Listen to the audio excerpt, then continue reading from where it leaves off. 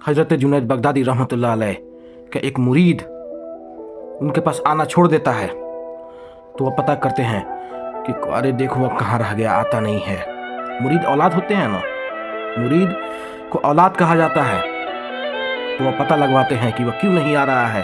तो एक दिन चलते चलते उसके घर तक पहुंचते हैं। देखते हैं कि उसके घर के बाहर कुछ लोग बैठे हुए हैं। तो आप उससे मिलने जाते हैं, तो वह आपको देख करके अदब में खड़ा भी नहीं होता है। तो आप पूछते हैं कि बच्चे तुमने आना क्यों छोड़ दिया, क्यों मिलना छोड़ दिया हमसे? तो वह कहता है कि मैं अब उस मर्तबे पर पहुंच गया हूं कि जिस मर्तबे पर मैंने आपको कभी देखा नहीं। क्या आपकी मुलाकात कभी अल्लाह से हुई है? क्या आप कभी जन्नत में सफ़र किए हैं?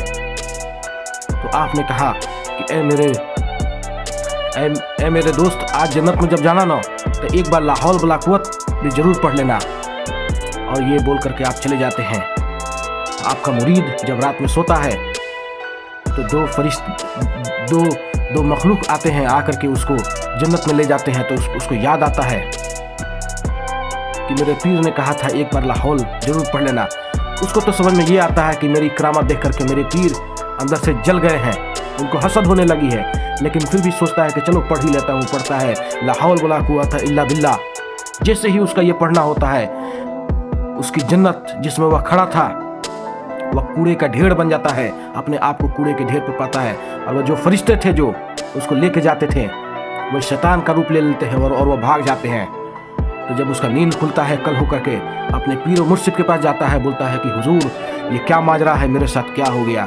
तो आपने फरमाया कि तू हमसे इतने करीब हो गया था कि शैतान को देखा नहीं गया और शैतान ने ये सारा खेल रच दिया। तो कहता है हुजूर मुझे माफ़ कर दीजिए। आप उसे माफ़ कर देते हैं।